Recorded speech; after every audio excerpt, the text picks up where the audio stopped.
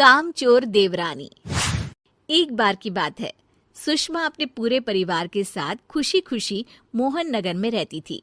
उसकी 2 बहुएं थी, पल्लवी और शिवानी। एक दिन दोनों बहुएं रसोई में काम कर रही होती है कि तभी उनकी सास सुषमा उन्हें बुलाती है। अरे बहू, जरा इधर तो आना। शिवानी, जरा जाकर देखना सासू माँ क्या कह रही हैं। दीदी आप ही देख लो ना जाकर, आपको भी तो सुनाई दे रहा है।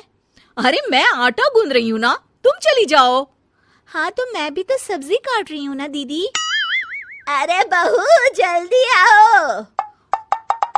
ओह, ये तो जाएगी नहीं, मैं ही जाकर देखती हूँ कि क्या करना है। पल्लवी सुषमा के कमरे में जाती है। जी मम्मी जी, क्या हुआ?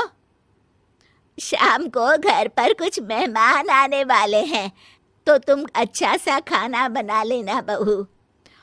ठीक है मम्मी जी, आप बता दीजिए क्या क्या बनाना है और कितने लोग आ रहे हैं। सुनील की मौसी जी और उनका पूरा परिवार आ रहा है। कुल मिलाकर 3 लोग और हमें मिलाकर हुए 9 लोग। तो अभी से ही तैयारी करना शुरू कर दो। और हाँ, घर की सफाई भी कर देना, हाँ अच्छे से। जी मम्मी जी, सब काम हो जाएगा, आप चिंता मत कीजिए। पल्लवी शिवानी को घर में मेहमान आने वाले हैं इसके बारे में बताती है।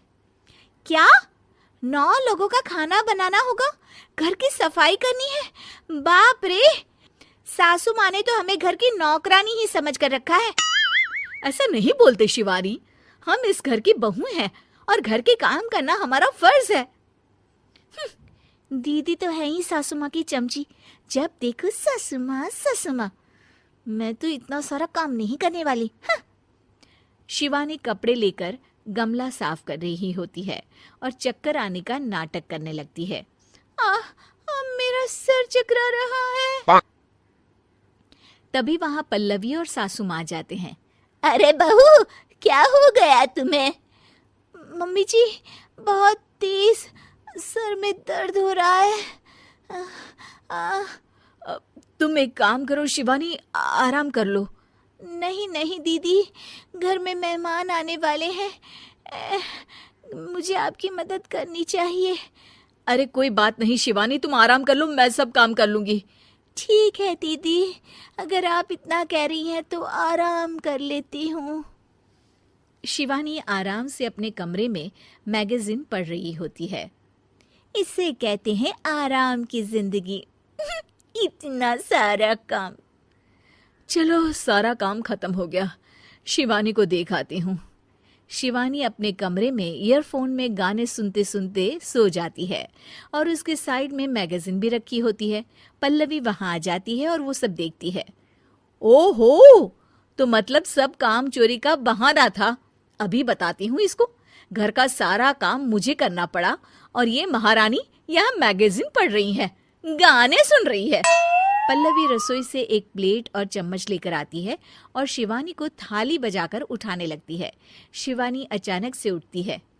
उठ गई महारानी, गाने भी सुन लिए, मैगजीन भी पढ़ ली।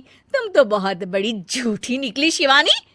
तुमने सर दर्द का बहाना बनाया ताकि काम करने से बच सको। हाँ बनाया बहाना, तो क्या करती, इतने सारे काम करती। मुझे कोई शौक नहीं है चापलूसी का। क्या चापलूसी? तुम्हें लगता है कि मैं सारे काम चापलूसी के लिए कर रही हूँ? और नहीं तो क्या। तभी वहां सासू माँ आ जाती हैं। अरे बहू, वो लोग बस आने ही वाले हैं, तुम तैयारियां कर लो। जी सासू माँ, तुझे तो मैं बाद में देखती हूँ। सब खाना खाने बैठते हैं और खाना शुरू करते हैं। तभी सुनील की मौसी बोलती है।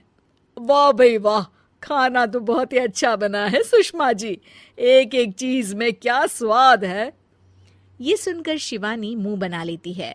उसे अपनी जेठानी की इतनी तारीफ रास नहीं आती। आपकी बहुएं तो बहुत ही अच्छा खाना बनाती हैं। हाँ, बनाती तो दोनों ही अच्छा है, पर आज ना ये सारा खाना बड़ी बहू ने बनाया है। छोटी बहू की तबीयत ठीक नहीं थी, सो इसलिए। मानना पड़ेगा सुषमा जी, आपकी बड़ी बहू तो बहुत ही गुणवान है। पल्लवी की तारीफ सुनकर शिवानी को जलन होती है। पल्लवी ये सुनकर खुश हो जाती है और शिवानी की तरफ देखकर उसे चिढ़ाती है। कुछ देर बाद मेहमानों के जाने का वक्त हो जाता है। मौसी जी सबके लिए उपहार लाई होती है। वो सबको शगुन के पैसे देती हैं और अंत में पल्लवी के पास आती है। तुम्हारे लिए शगुन का लिफाफा तो है ही, पर बहू तुम्हें एक और उपहार भी मिलेगा इतना अच्छा खाना बनाने के लिए।